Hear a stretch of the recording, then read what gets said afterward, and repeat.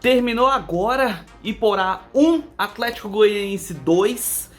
Uma vitória que, para o campeonato goiano, excelente. A gente tem que valorizar os resultados e a invencibilidade do Dragão nesse campeonato que a gente tem por obrigação que impor o nosso futebol, impor a nossa qualidade técnica. Agora, olhando como um todo, a gente precisa fazer uma análise minuciosa do jogo pra gente entender as falhas, porque é o segundo jogo seguido que o Dragão sai perdendo e tem que correr atrás do prejuízo. Mas vamos devagar, vamos começar. Primeiramente, fala aí, torcedores que vão no estádio às 3 da tarde. Sejam muito bem-vindos ao canal, meu nome é Victor Gader.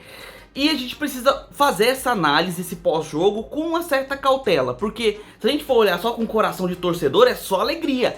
3 vitórias, sendo que 2 de virada nos últimos 2 jogos. Uma em cima do nosso maior rival. Só que vamos analisar o que a gente acabou de falar. São 3 vitórias, porém 2 com viradas no segundo tempo. Ou seja, o Atlético saiu perdendo nos 2 últimos jogos. Mas vamos devagar. Primeiro vamos falar do jogo. O jogo foi lá em Iporá, num verdadeiro pasto. Com todo respeito, né, aos torcedores do Lobo-Guará, com todo respeito ao Iporá e seu estádio, mas pelo amor de Deus, é um gramado muito impraticável.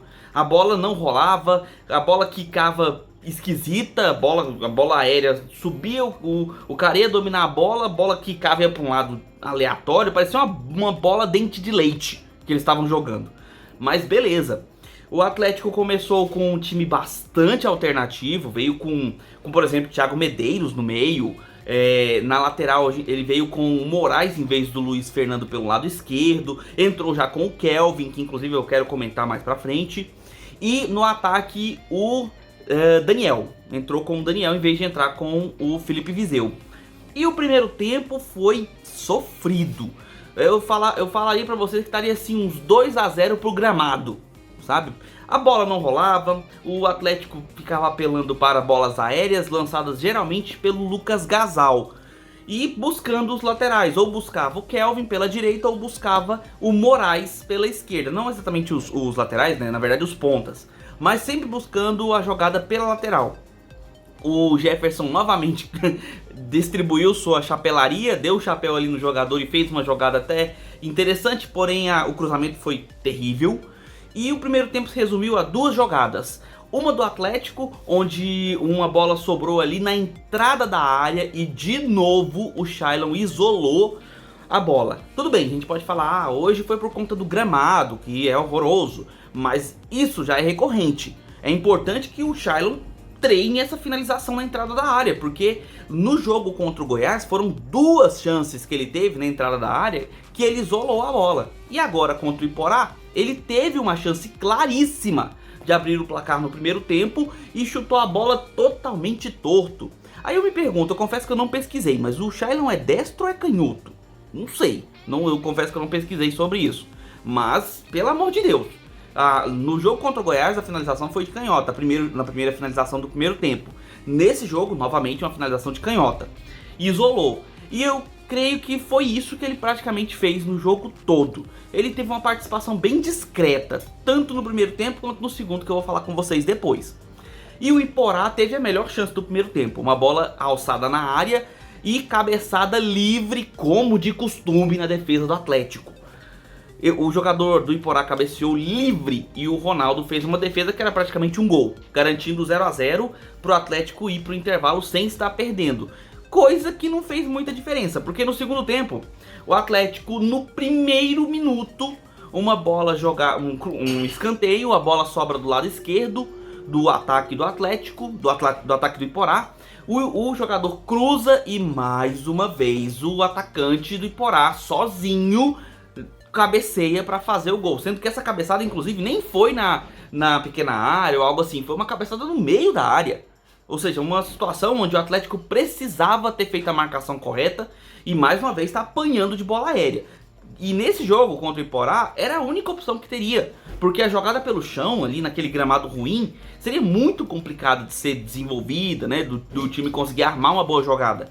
Mas eles fizeram a jogada do lado esquerdo com a bola aérea e chegaram com a oportunidade, fizeram o gol ali no primeiro minuto, já saindo com 1-0 no segundo tempo. e mais uma vez o Atlético teria que correr atrás do prejuízo. Tudo bem, é a situação que já aconteceu contra o Goiás, aconteceria de novo contra o Iporá. Só que dessa vez o Atlético está jogando fora de casa, um gramado muito ruim, o time muito bagunçado, cheio de peças ali, de peças do banco de reservas, né? Jogadores que estão começando ali, fazendo seu primeiro jogo, como foi o caso, por exemplo, do Mikael, que entrou no segundo tempo no lugar do Thiago Medeiros. O Eduardo Souza também colocou o Viseu no lugar do Daniel, fez algumas outras substituições pontuais, mas daí o Atlético, obviamente perdendo, subiu as suas linhas para tentar pressionar o Iporá no campo de ataque. Só que nisso ele quase toma o segundo gol. Numa jogada pela direita, o jogador do Iporá cortou a marcação e chutou de canhota, só que a bola passou por cima do gol e eu não sei se o Ronaldo chegava nessa não. Quase o Atlético fica em desvantagem de 2 gols no jogo contra o Iporá, mostrando a desorganização do time. Claro, o time foi com jogadores, com um time misto pro primeiro tempo. No segundo tempo teve que se reencontrar, mas a gente não pode, por exemplo, dar a desculpa que talvez alguém possa vir a dar aí nas coletivas, falando que, porque o gramado é ruim. O gol do Iporá não saiu por conta do gramado, foi uma bola aérea. E também a jogada do Iporá foi feita mesmo com aquele gramado ruim. Eles conseguiram armar uma jogada e finalizar dentro da área do Dragão. Então o Atlético precisa ficar esperto nessa parte defensiva para parar de dar essas oportunidades. A gente tem que respeitar, obviamente, o Iporá, mas a gente está falando de um time de menor expressão.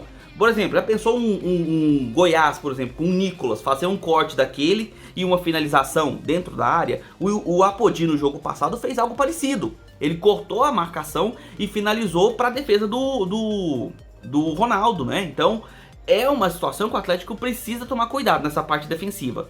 Aí você pode falar assim, Vitor, você está criticando demais. O Atlético venceu, você tem que ver o lado positivo. Concordo, eu vou falar do lado positivo. Mas antes, vamos pontuar aquilo que é importante, porque a gente tem que analisar o jogo não só com essa carga de emoção do torcedor. A gente tem que analisar o que o Atlético precisa fazer de melhor e o que ele precisa corrigir. Afinal, nós estamos jogando um campeonato que é feito para realmente fazer aqueles testes, uma preparação para os torneios mais importantes, como é o caso da Copa do Brasil e o próprio Campeonato Brasileiro da Série B. Então o Atlético precisa se preparar bem e são esses jogos do Goianão que vão ajudá-lo a se preparar para isso. Mas chega de falar de coisa negativa, porque daí para frente o Atlético pressionou e teve várias oportunidades ao ponto de, num lançamento pelo lado direito do ataque, o jogador de Iporá pôs a mão na bola. Mais um pênalti com mão na bola na área ofensiva do Atlético. E aí, em vez de a gente pensar, não, o Shailon cobrou no jogo contra o Goiás, então ele é o cobrador oficial do Atlético, certo? Parece que não, porque nesse jogo, quem foi cobrar o pênalti foi o Ayrton. Mas tudo bem, se ele fizer o gol, ótimo. Só que a cobrança, ele chutou com uma força desproporcional, a famosa bicuda.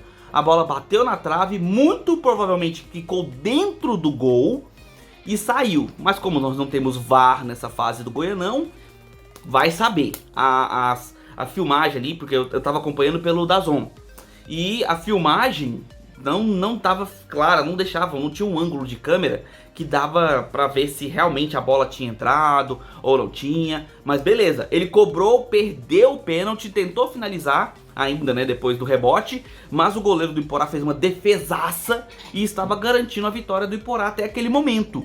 E claro, com o Atlético perdendo de 1-0, a cobrança de pênalti sendo feita por um jogador que ninguém esperaria, que no caso é o Ayrton, torcedor, foi a loucura. Se você visse as redes sociais, se você viu as redes sociais naquele momento, todo mundo descendo o sarrafo no que estava acontecendo, com raiva mesmo. Eu também fiquei putaço de raiva, porque por que não manter o mesmo jogador cobrando o pênalti ali, ó, como um cobrador oficial, e no nosso caso agora seria o Shailon, né?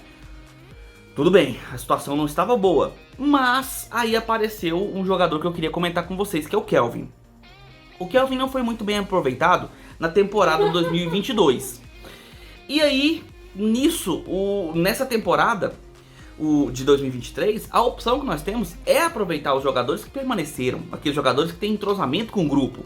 E o Kelvin vem mostrando isso nos jogos. Ele entrou contra o Goiás, ele entrou bem no primeiro jogo contra o Grêmio Anápolis e fez uma boa partida também agora contra o Iporá. O primeiro gol do Atlético foi inclusive na jogada dele pela esquerda. Ele avança para a entrada da área do lado esquerdo, faz um cruzamento com a bola para trás e o Ayrton, que tinha perdido o pênalti, finaliza e se redime, pelo menos temporariamente, né?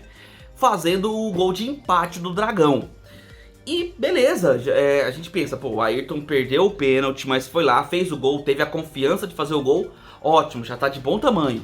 Mas não, ele fez mais que isso. Numa cobrança de escanteio, a bola resvalou no jogador do Iporá e no segundo pau, o Ayrton cabeceou e conseguiu fazer o segundo gol do Atlético, o segundo gol dele na partida. E aí sim, se você me disser que ainda tem alguma ressalva por conta do pênalti perdido, aí você tá sendo bem maldoso. Ele se redimiu com 2 gols na partida e virou o jogo pro Dragão. Coisa que o Atlético tá ficando meio, né, meio acostumado a fazer. Virou o último jogo, virou esse jogo agora. E espero que não precisemos virar o próximo jogo também, né? O próximo jogo, inclusive, é contra o Vila. É um outro clássico. Claro, na casa do Vila Nova dessa vez, né? Torcida única lá. Pelo que eu vi, os ingressos são R$25 a meia, 50 inteira, por coisa assim. E quem quiser, né? Você, torcedor do Vila, que tá assistindo aqui esse pós-jogo, você vai lá curtir o seu time e apoiar o Vila Nova.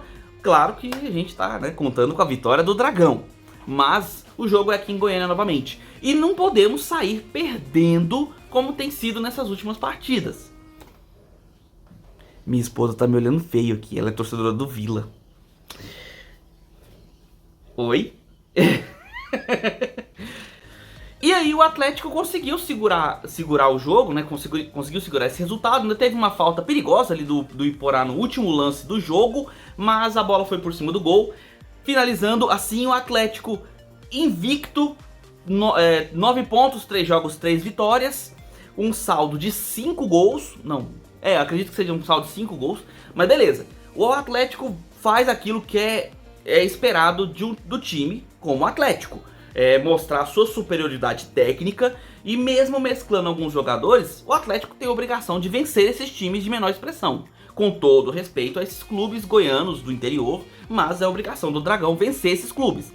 E se preparar com qualidade, vendo seus erros, para corrigi-los e evitá-los numa Série B que vai ser muito difícil. Vai ser uma Série B complicada, então o Atlético precisa se preparar. E nada melhor do que usar o Goianão para isso. No fim de semana já tem novo jogo aí, né, o clássico contra o Vila. Infelizmente é a torcida única do Vila. E aí, né, não vou poder trazer o pós-jogo para vocês lá do estádio. Mas eu conto sim com a vitória do Dragão, né, vencendo o Vila Nova. Afinal, o Vila Nova vai jogar agora às 7h30 contra o Craque. Dependendo desse resultado, talvez tenha alguma carga mais, digamos assim, de pressão, né, sobre o time colorado. Porque o Vila venceu o primeiro jogo, empatou o segundo e vai enfrentar o Craque que venceu os 2 primeiros jogos. Vamos ver como é que vai ser, né, esse jogo agora das 7h30. Inclusive eu vou assistir para poder entender como é que o Vila vai vir para jogar contra o meu Dragão. E vamos esperar aí, né, que no fim de semana a gente tenha uma boa vitória aí. Terminando a rodada, eu vou trazer aqui para vocês alguns shorts falando dos jogos e os resultados e, claro, também a classificação do Goianão para vocês, beleza? Então é isso, galera. A gente se vê no próximo vídeo. E antes de mais nada, né, acabei esquecendo, mas curte aqui o vídeo para me ajudar aqui com a divulgação do canal. Se inscreve para acompanhar os vídeos caso você curta esse tipo de conteúdo. E marca o sininho de notificações. Sempre que sair um vídeo novo você recebe a informação aí no seu dispositivo, beleza? Então é isso, a gente fica por aqui. E um abraço do torcedor atleticano.